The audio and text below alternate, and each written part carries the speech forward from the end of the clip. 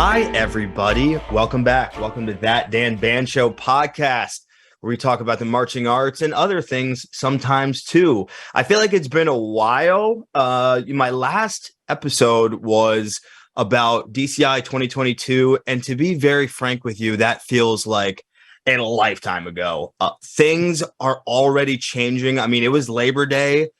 And it's musical chairs time. Staffs are changing. My own personal situation is currently changing and is in flux. And, in some ways it's like kind of the same old, but it's almost like the things we reflected on right after DCI. We're going to see something completely different in 2023 because a lot of teams are undergoing some changes from a staff and design perspective. So pretty run of the mill, but we deal with it and we keep going. And that's just what we do in DCI. But today we have a special guest. I haven't done an interview in a while. We've been doing a lot of solo shows, and I want to get back to kind of interviewing people that I personally find to be compelling, interesting, that I'm a fan of. That I want to learn from and just pick their brain. And this is a big one. It's up there. It's way, way up there. My guest today is a native of Rome, Georgia. He first received formal dance training at Jacksonville State University in Alabama, as well as his first introduction to indoor guard and drum corps. He then moved to New York City to study jazz dance with Phil Black and modern dance with May O'Donnell. He has worked professionally in New York City and Atlanta and has choreographed modern and jazz pieces that have been performed across the U.S., as well as Spain, Canada, and Japan. Have you guessed who it is yet? This person has worked with numerous esteemed color guard programs, including, but certainly not limited to, James Logan High School, San Jose Raiders, the Skylarks, and State Street Review. This person has been with the Blue Devils Drum and Bugle Corps since 1990 and has served as a program coordinator and choreographer there since 2003. Help me welcome Scott Chandler. Scott, how we doing? Good. Thank you. Thanks for having me. Did I miss anything in that? I had to kind of pick and choose. Did I miss anything in there? No, that's perfectly fine. It's, when you read those things, it's like running a little memory Rolodex in your head. Like, oh yeah, I remember that. Oh, I'm really old. That's not what I took away at all when I put that together. I wanted to ask you before we kick it off into obviously the marching arts thing. So I've seen pictures of you out there with Boston Terriers. Are you a Boston Terrier guy? I am, and for a long time was breeding and showing Boston Terriers. So I was doing the dog show thing. So I have to. Oh, look at that. Who is this? This is Guster. Hi, Guster. Oh, I love him. I'm a Boston Terrier fan. Yeah, so I was raised with them. So yeah, from my earliest memories, I had Boston Terriers. It's really funny because I think everyone is like that with these dogs, where it's like my parents adopted one from a shelter when I was a kid. It's the only dog we ever had.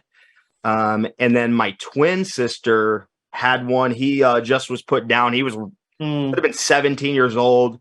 Wow. Had no eyes left. Had both his eyes sewn shut. Just a slew of health problems. And I adopted Guster when he was 1.5 years old. He's about to be 8 on October 31st. Awesome. But it's just like a thing where I feel like people, if your families have, it's like a generational thing. Like you just keep having Boston Terrier. I don't know why this dog. And I don't know if you can see the two right now. Oh, come on! They're laying on the ground.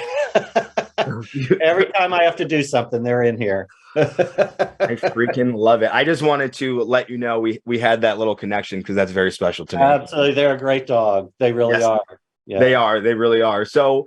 As we were talking before the show, I'm really excited to just chat with you and kind of pick your brain about your insights. I have to just be transparent. Like, I'm just a huge fan. I do creative design with GMU Indoor, and I do it with the Connecticut Hurricanes, and I write beats and I teach percussion, and I'm from the indoor percussion world, and and drum corps, and kind of same thing that you've done, but we all have our differences in our experiences that just steer us in ways that inform what we do. And when you look at what the Blue Devils have not only done, but even just did with the 2022 program, it's just like, it just keeps going. It just keeps going. When I watch what you do with the coordination, the integration, the way that your stages come in and out of focus, and just there's so much depth and layering to it. And I know a lot about or I know something about what y'all have been doing just from a process standpoint, but I want to ask, like,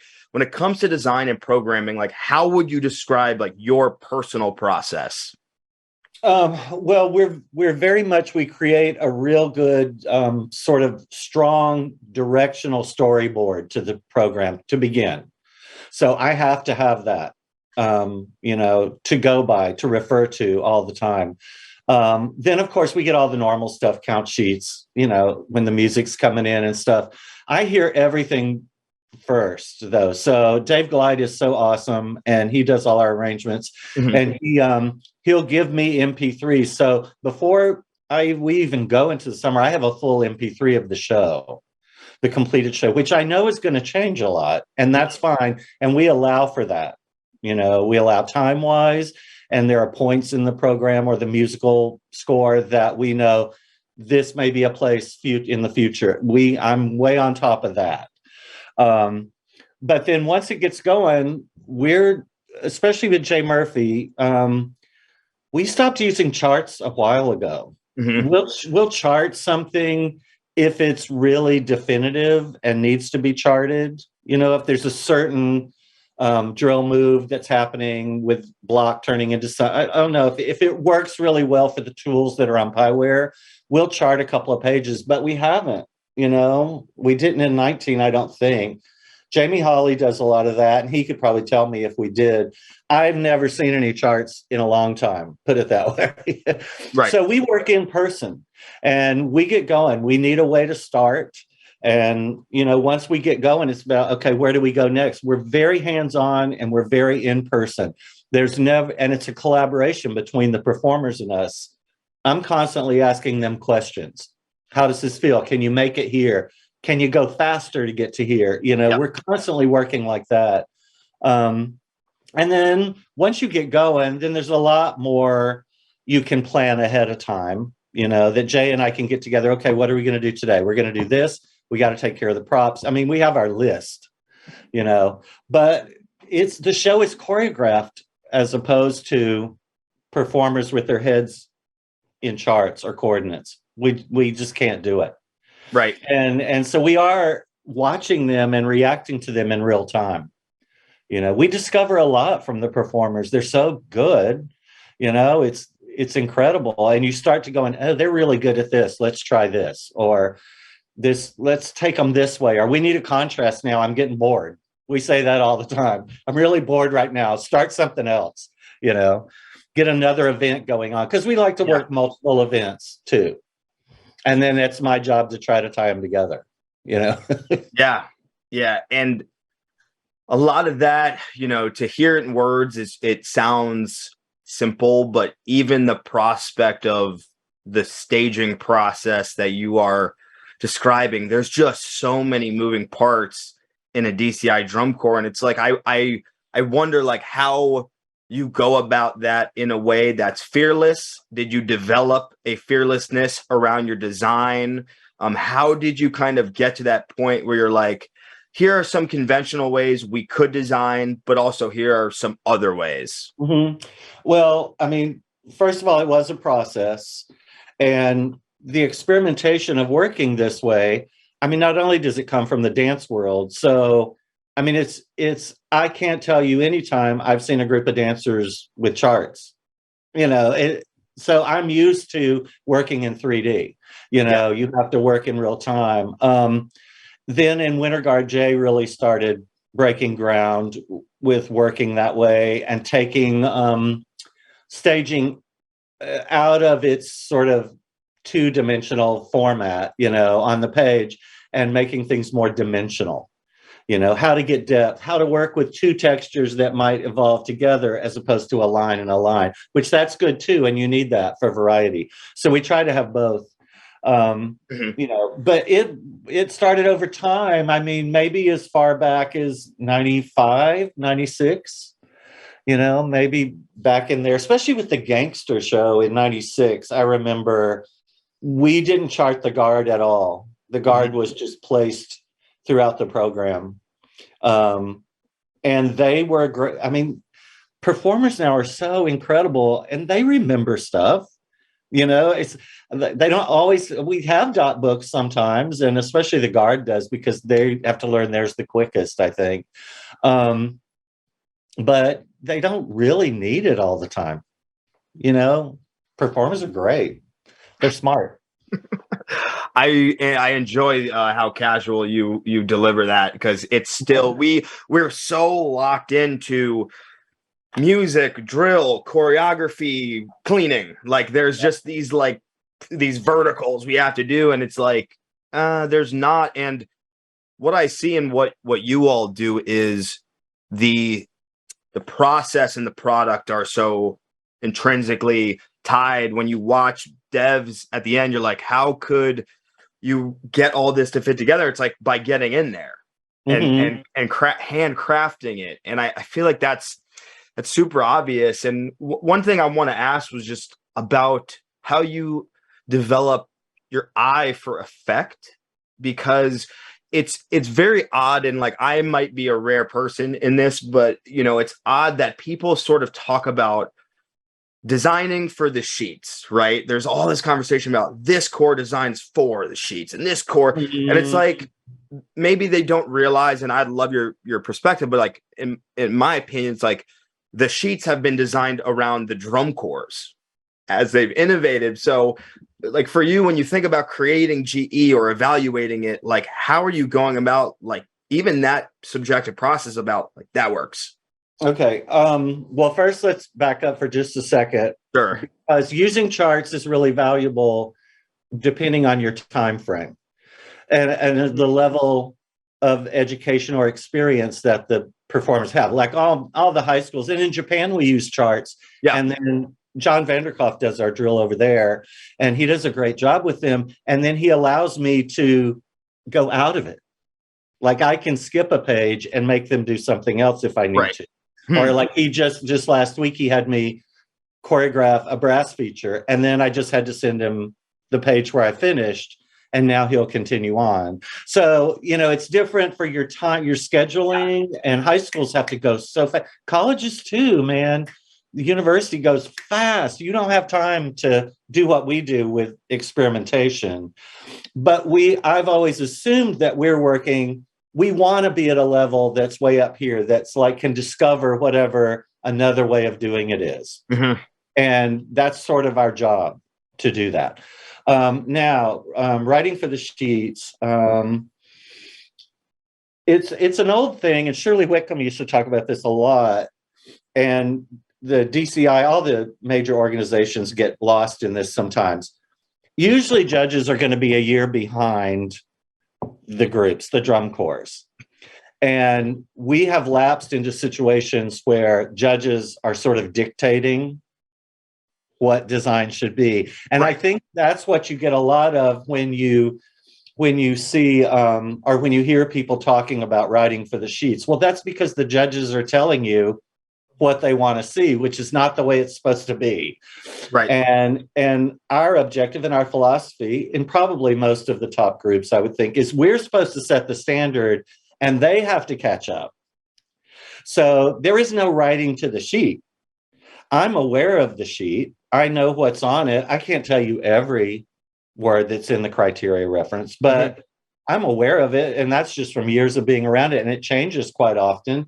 And the personnel changes, That's like when I always get a little bit tickled whether it's Winter Guard or whatever, or drum corps, when people talk about, oh, the judges just are favoring you or whatever, you have that push, you automatically get more points.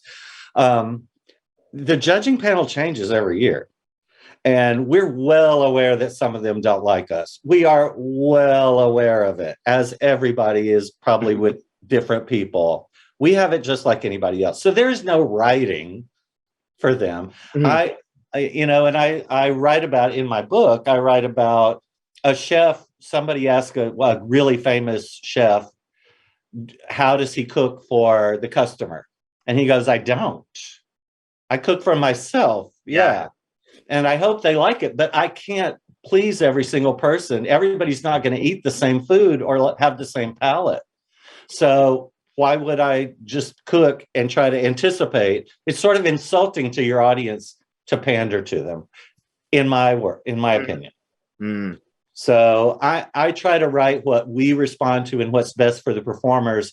And then during the summer, I latch on to things where, the audience is really reacting to this. They're digging this part. Let's make that more. Yeah. Or I don't think they're really getting that. How can I make it clear? Or let's just get rid of it. I mean, I've done that too. Like, because I watch the audience a lot during performances. I see the core enough at rehearsal. So generally at shows, I'm on the field watching them and the audience. Does that answer your question? I went on a tangent, sorry. No, I mean, please, I welcome it. And yes, it does. And I think it leads to something that I think about for myself as well. And I think part of it is experience, but cultivating that taste that you're using to evaluate the meal, right? As the chef, like you have to cultivate that taste. And I know we've already talked about dance, and obviously we're talking about drum corps and indoor and like the pageantry arts, but I guess question one would be like, do you intentionally set out to keep cultivating your taste? Because when I watch Blue Devils, I go like, this person is like working to keep up with what's cool right now. There's a contemporary part of it that I think is really important, and that I care about a lot. So are you going out intentionally and going, I have to feed my tastes if I'm going to be a creative in a creative space? You're dead on. Absolutely. It's so important to stay current and to stay relevant with what's happening in the world in general and what's happening in the artistic world. You have to know what's happening, and I have to know what's happening in the activity. I mean, look at how color guard has changed over the past few years, and much of that's due to the Boston Crusaders color guard. And that started with Crown. Those guys were at Crown before that. And they introduced high-level skills that sort of made us all go, okay, you better wake up, And I love that. Yeah. I love that. Because first of all, you got to be a fan of the activity. I like the activity. So, I'm a student of it at all times. And I always am looking to the outside world, as I think you're probably your best people are. You're finding inspiration from other places. We are, Jay and I talk about this all the time during the summer. We're just neurotic during the summer. And sometimes we feel like we'll see other staffs and we're like, how are they so confident right now?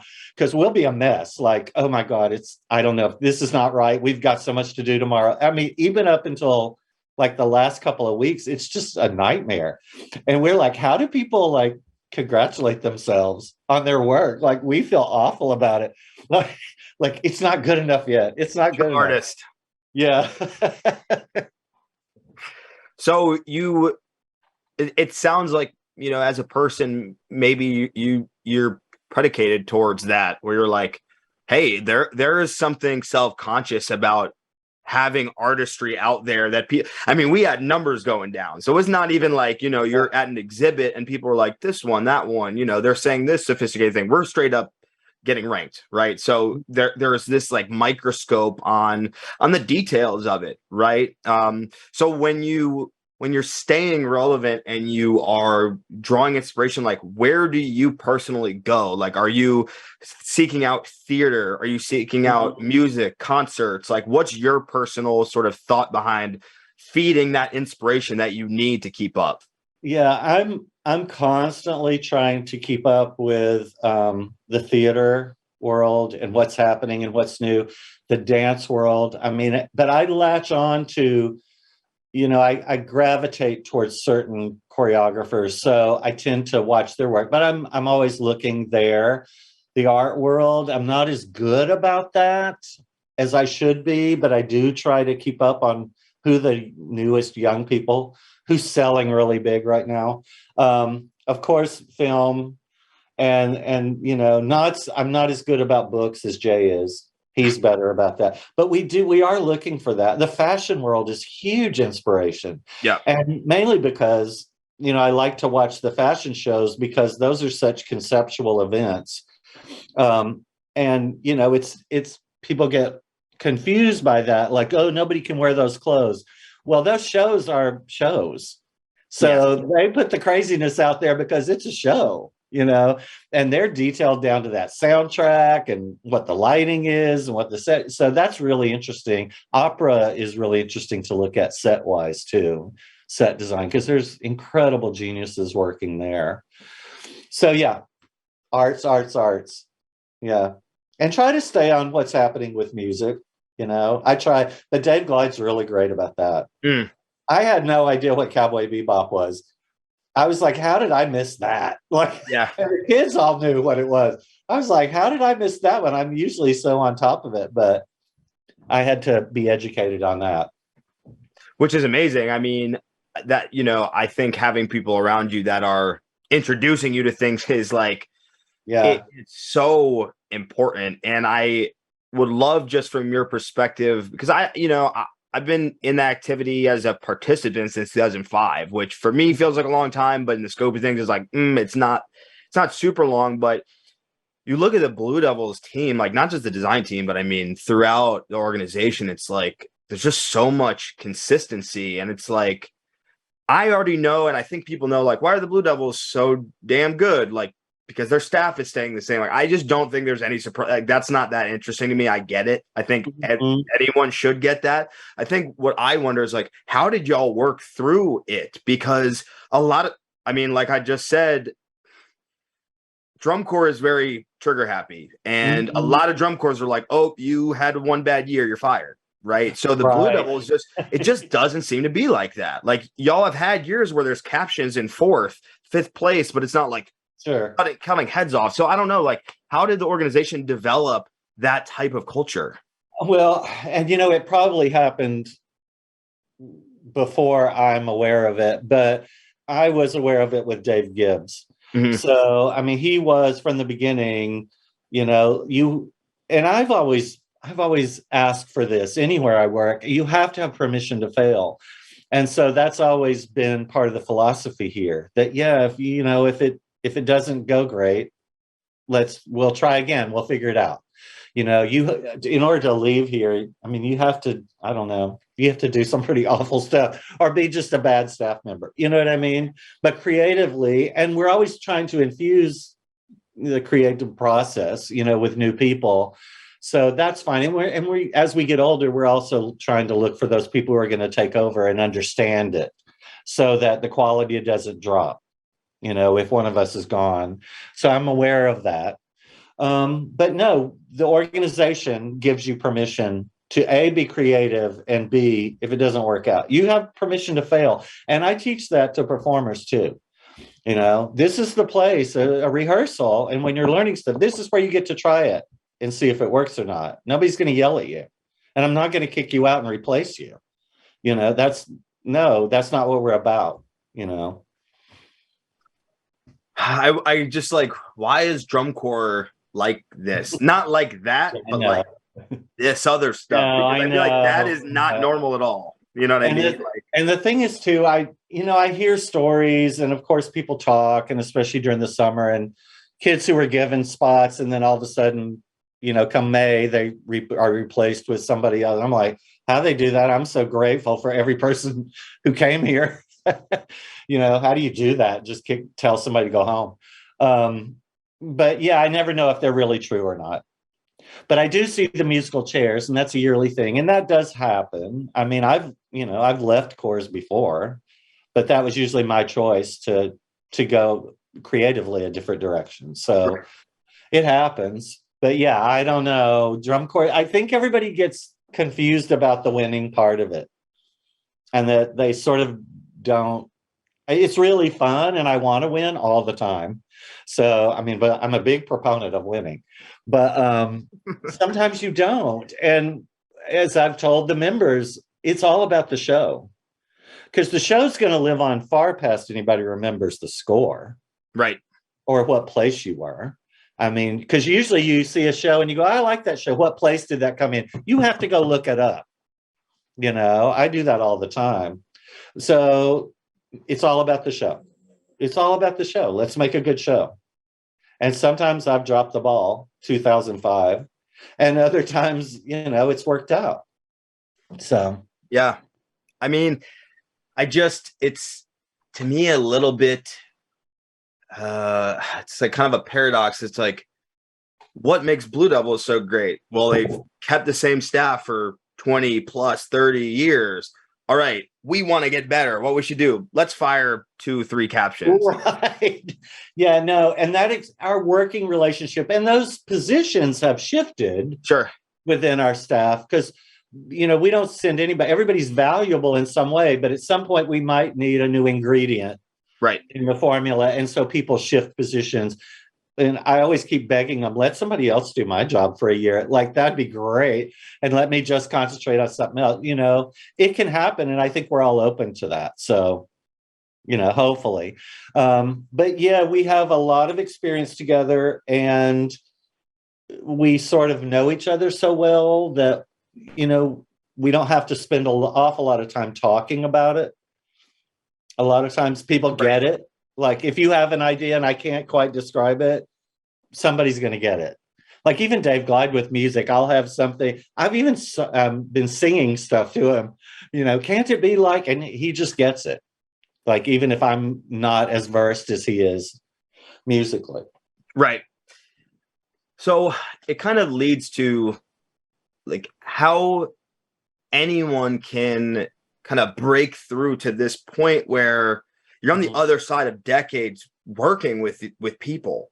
And like, what about your personality, or what about, the team of these critical people that are around you as well, allows you to do that? Because some people in this world and in a lot of professional environments, there's all this talent, but they just can't work with anybody. So it's like, is it Scott Chandler? Is it Scojo? Is it David Gibbs? Is it and it's not just devs. I mean, we're talking about, you have this incredible tenure in that activity. Like, you've had to go through some dark times or some periods of doubt. And it's like, how have you dealt with just getting to this point? Because it's such a fluctuation of ups and downs. I can't even imagine the extremity of some of those emotions for you. So I don't know if I asked a question, but go for it. Yeah, well, I mean, it is finding all the right ingredients for your dish. I mean, you're the right meal. You're trying to put those together, and when you find that, you work with it and play with that. It's why there can be a similarity in what we do from year to year, because it's us, and we've developed our own styles of doing things. So, I'll break that every once in a while, but I don't want to lose what we have. Right. So, but yeah, you do have to find that. And excuse me, it's like young people they often get frustrated at not being able to jump into top positions. Right. Quickly. I find that now more than ever. Like, when I was first teaching right out of drum corps and I'd aged out, I knew I had to go through a very long process to get to where in my head I wanted to be, the position I wanted to have somewhere, or who I wanted to teach with, and I was never allowed to sort of jump any steps. Yeah. And a lot of young people now want to jump those steps, and they want to be very, very important.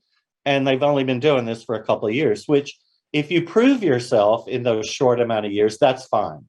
But the ultimate thing is you got to prove yourself, and you got to prove it in the situation you're in. I started at the Bridgman and had to attract attention there to the color guard, even though we had a great drum line. Oh my God, they were phenomenal. Yep. And I learned a lot from Dennis DeLucia there. But we were coming in like 10th. How was I going to attract attention? But I couldn't whine about it and go, I think I should be considered among the big instruments. No, nobody allowed me to do that. I had to make that color guard good and make people start looking. So, That's another tangent, but I love it. I love it. No, I mean, I listen, it's tough because, I'm not in the bleeding edge. I mean, I aged out in 2012 would have been my age out. So I think I would probably be still on the younger side. And, I've gone from being on the tech level and now I'm like the creative director of an independent world group. So it was fast tracked. I will absolutely say like that did happen. And I've had some good, consistent success every year. If you're ready, it will happen. But you can't make it happen just by you going and complaining to people that you should be considered more important. Right. You have to make it happen. You got to put up or shut up. So can you think of a time, because like from my perspective, it's like you've never, messed up in your life, but it's like, can you think of a time where it's like you had that setback or you had that moment of professional doubt or creative doubt? Like, how did you work through that? Can you think of like an example of that personally? Well, I mean, there are two different things. Like personally, I mean, there's personnel consider, like when I left the Spirit of Atlanta, that was just the direction that they were going creatively was not where my head was at that time. Mm-hmm. And so I said, I'm going to step back right now. And I still love all those people and everything. And I love that core, but I had to. I just knew that I was going in a different trajectory than they were going. And I couldn't have told you that at the time. I would have was just being a young whatever and being like, I'm miserable, I'm not happy. I was being all whiny and stuff. And I remember Michael Cesario is the one who said to me, well, then you need to get out because you can't do that job and be miserable. So you need to put up or shut up, basically sort of slapping me and saying, get on with it. So then I ended up going and helping cadets. And then that led to, a lot of offers coming in the next year, and Blue Devils was one of them. But that was a personal thing. Like I didn't know what was going to happen. Yeah. I didn't know really where I was going. And I knew I was sort of starved for a new influx of inspiration, or else I was just going to keep doing the same way of doing it. And luckily that happened coming out here, and everything that was going out on the West Coast, Winter Guard and drum corps wise and marching band wise, Clovis West, geez. It was I was seeing everything in a whole new light. So just by transplanting myself to somewhere else, it became a whole new thing. So yeah. So otherwise, I told you 2005, and that was the dance marathon show, and that was just not right for its time. It's a good show, and it was still a good show. It still is a good show for the Blue Devils. I just didn't have the timing of that right. I had done it with the Winter Guard at Logan, and I thought I could jump right into it, and take that to the Blue Devils. It was a year where I thought it would work, and it just wasn't the right time. Shows have their own timing, and you have to make sure what's going on in the world. Like right now, I'm not going to do a show that's heavily violent. It's not going to happen. I'm not going to do the Godfather show now. Right. It's not going to happen. Right. So that's, you got to be timely in your thinking and be relevant, which involves having some awareness to what the tone is, and what, like you said, when you're standing there watching the audience, thinking about that, because I do think people are way hung up on like what the judges are going to say and this, that, whatever. And it's like, but there's way more audience members, and trying to create an emotion and, invoke an emotion in the audience. That should be the primary thing that we're worried about. And it sounds like for you that you have very much been dialed into that. And it's interesting because we get really asked backwards with the whole thing, because we're like turning into something for like the 8 people, like you said, that are rotating and have biases and are so subjective. It's like, well, what about the 20,000? Yeah. Right. No, it's true. Now, that being said, I am about the show. Again, going back to that, and I want to present a design that can be progressive. I want skills and variety in the show that are progressing the activity forward and recognizing what talents the performers have now. I can't write for the ones when I was marching. Yep. I have to write for who's out there now. Yeah. That being said, I'm really aware of the audience and I really want the audience to be happy, but I know that there is a team mentality, just like sports. People have their teams and they're going to pull for them. And I know when we go to one part of the country, it's going to be a different audience reception than when we're out here, in California. I'm aware of that. Yeah. So what I want to do is still make them happy, but I know they're not going to be jumping up and down during the show. I just know it. And the one thing I will never do, and we talked a lot about this summer, is I'm never going to pander to the audience. I'm never going to say to them, come on, stand up, come on. I'm never going to do that. Right. I think that's insulting to them for me to do it, for the Blue Devils to do that to them. Let other groups can do that. That's maybe part of their show, but we can't play that game. So, and who knows, I'll say that now, knock on wood, and we'll do it next year. But no, I try to not pander to an audience, but I'm well aware of they have their favorites, and I'm cool with that. Just like winning and losing, I'm cool with that because next year it may be us. Yeah. Yeah.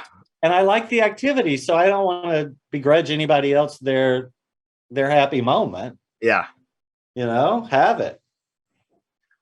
When you think about the Blue Devils, what's because I have my opinions. I'm a drummer, so I could always go there. But when you think about BD and like that experience of watching them, what's the thing that you feel like is taken away? Because I feel like I watch these shows and it's intellectual to me. It's stimulating to me in a way where I'm like putting these pieces together and I'm like doing the synthesis analysis thing and I'm like trying to like map the thing out. It's like the Russell Crowe Beautiful Mind meme with the thing on the window. Like that's what I look at because I do program design and I'm always just enthralled by that level of coordination. And as well with the Blue Coats, John and Jim, like I feel like they have busted into the realm that y'all have been in with their visual coordinate because it's so high level. So is it all when I watch the Blue Devils? Is it the confidence that the performers clearly have trained in them and the relaxation? Because I watched the end of the show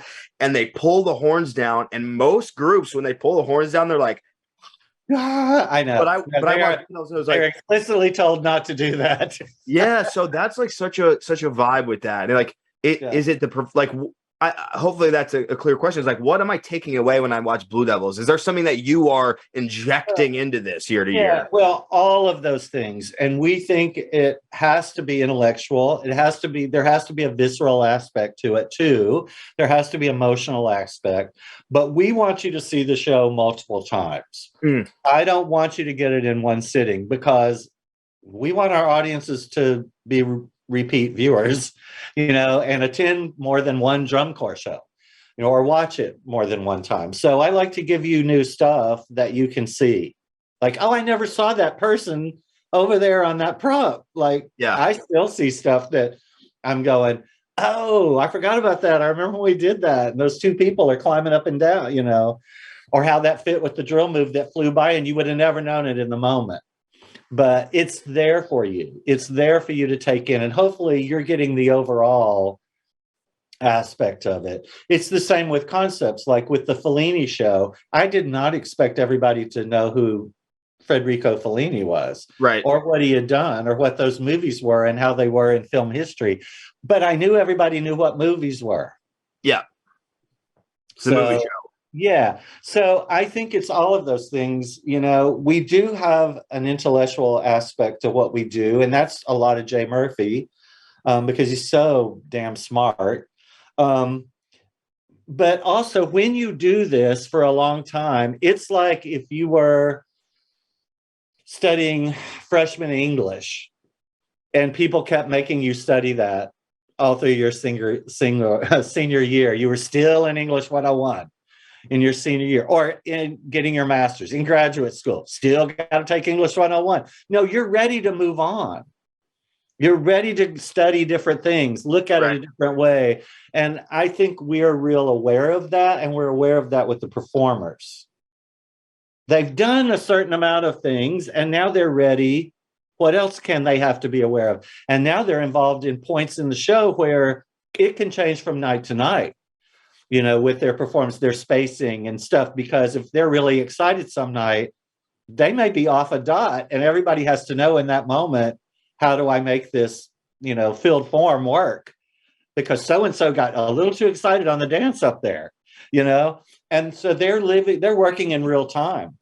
Like the runaround section, we did the gate turn that turned into a run. Some nights the energy was off the charts, some nights, and they had to all collectively, there were no dots with every step, and there was no holding an interval during that. Right. You had to react to it and keep your space like a dancer would. So it's a whole different level of thinking for the performance, and it can change performances from night to night, where if they're a little tired, I'm really aware of that. They've had 3 shows in a row. They're not going to be as reactive, in the moment as they're supposed to be. So we are aware of that. Does that help you? Oh, yes. I mean, it's like, I just think it's interesting because I don't know, a lot of the training you get in the marching arts is like, be a robot. Right. Rinse, repeat, consistency, dots, consistent step size, tempo. And it's like, you're totally like throwing that on its head with just like, things change. That's what happens. Cause they do, right? There is no executing what we do perfectly. There's too many moving parts. Yeah. So it's like, why not train them from the jump to have a more, I don't know, dynamic approach to performing and recovering and being a performer in general. It's a completely different mindset. And being reactive in the moment. You have to be reactive in the moment. Color guard people have to have that hand-eye coordination, and it has to be working, at full steam, and that's why, warm up, you're trying to get everything working. So your hand-eye coordination is right there. It's a little like that now too. And we want to have the ability to do a more military approach if we have to. There are moments but we decided long ago that was going to be another tool in the toolbox. I love that. And we wanted to add to the toolbox. Yes. So everything has value because you're trying to create variety, but we needed more tools in the toolbox. Right. Well, I think the perfect example is what you all do with choreo and movement, and what you all do from a like visual, technical marching standpoint. The Blue Devils have the best marching technique in DCI for the past 20 years. Don't at me. I know this for a fact. Like that's what it is. But also y'all have this movement package now at the level of a legitimate, dance company or what have you. Like it's not and or either or, rather it's and it sounds like they have to work together and they inform one another. Yeah. The things we gain from proper technique or traditional technique can affect when we're moving, and in situations of moving, there's a core understanding of what has to happen. And the same with movement informing now how we carry ourselves. Yes. And not letting it ever be anything but authentic. The way the body moves, even in a vertical upright position, that has to be real. It can't look fake. It can't look put on like, oh, we're acting like toy soldiers. No, we will have to be a toy soldier in that moment.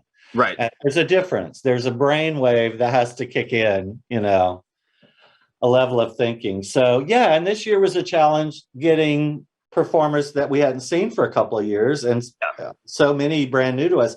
That was the challenge this year, was getting that understanding. And it took a while, and then we saw it. The light bulbs started going off.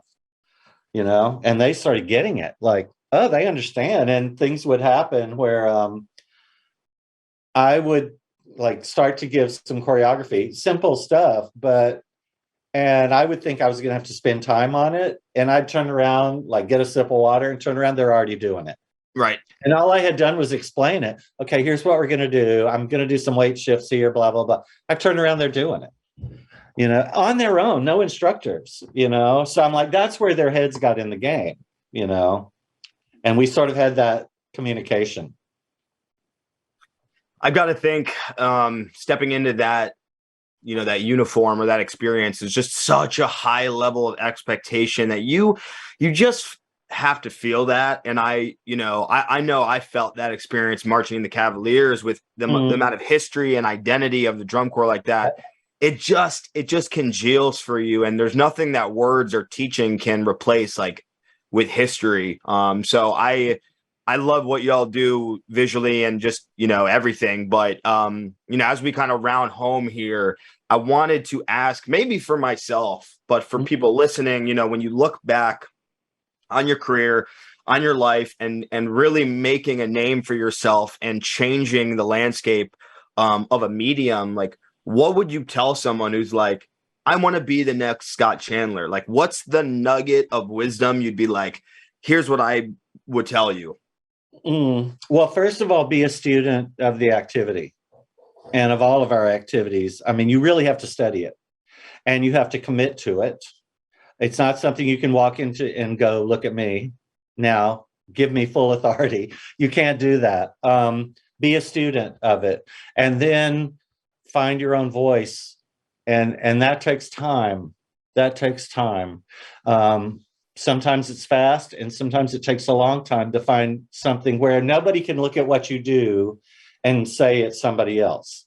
If they start to know, oh, you did that, then you're on the right track. Because you're developing your own style.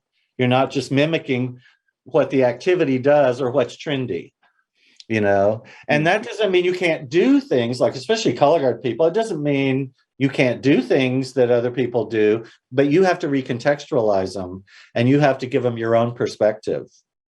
How do you do that makes it uniquely you?